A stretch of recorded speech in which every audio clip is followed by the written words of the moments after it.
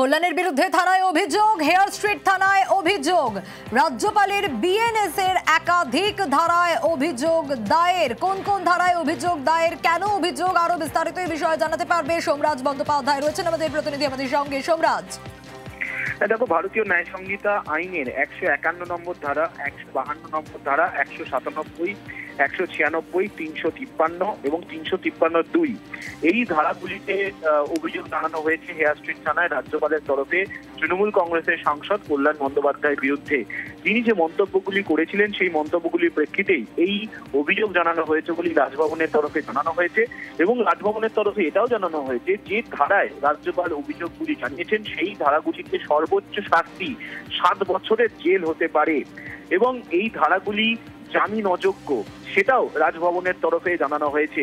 আজই বিকেলবেলায় রাজভবনের তরফে ইমেল করে হেয়ার স্ট্রিট থানায় অভিযোগ জানানো হয়েছে তৃণমূল কংগ্রেসের সাংসদ কল্যাণ বন্দ্যোপাধ্যায়ের বিরুদ্ধে এবং রাজভবনের তরফে দাবি করা হয়েছে যে কলকাতা পুলিশ এই অভিযোগ পেয়েছেন এবং অভিযোগ প্রাপ্তির স্বীকারও করেছে কলকাতা পুলিশের তরফে। কলকাতা পুলিশ ইতিমধ্যেই সেই ইমেলের উত্তরও দিয়েছে বলে রাজভবনের তরফে দাবি করা হচ্ছে। বেশ। বোসের ঘরে বোমার খোঁজে গতকাল সকাল থেকেই রাজভবনে টানটান উত্তেজনার পরিস্থিতি ছিল। রাজভবনে একেবারে চিরুনি তল্লাশি চালায় কেন্দ্রীয় বাহিনী। বোসের তলবেই রাজভবনে সিআরপিএফ এর বম্ব স্কোয়াড পৌঁছে যায়। রাজভবনের আনাচে কানাচে ডগ স্কোয়াডের তল্লাশি চলে। কল্যাণ বচনে অ্যাকশন মোডে সিভি আনন্দ বোস। রাজ্যপাল সাংসদ চাপানুতরে নয়া মাত্রা।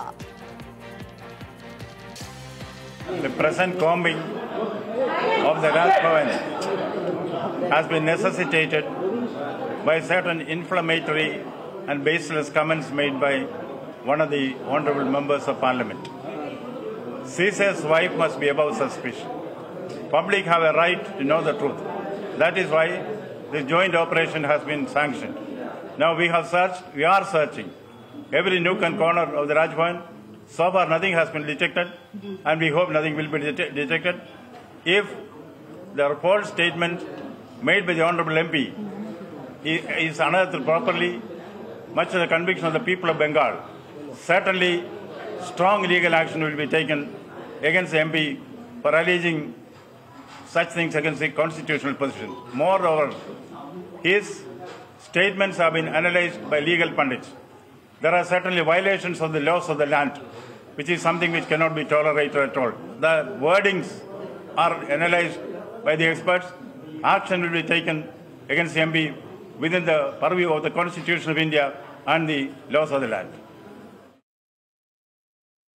কেউ বোমা পিস্তল বোম রেখে দিয়ে কি আর পুলিশকে ডাকে না বোম স্কোয়াডকে ডাকে? ছেলে মানুষই করছে, ছেলে মানুষ। অমিত শাহের কাছে নাম্বার কমে গেছে ভীষণ, কারণ নাম্বার বাড়ানোর চেষ্টা করছে। জীবনে যদি সংবিধানটাকে মেনে চলতো না তাহলে ভালো হতো। বিজেপি চামচাগিরি করে গেছে, এখন যা ইচ্ছা তাই বলে যাচ্ছে, যা ইচ্ছা তাই। বোম স্কোয়াড কেন? আমেরিকার প্রেসিডেন্টের সঙ্গে কথা বলেনি?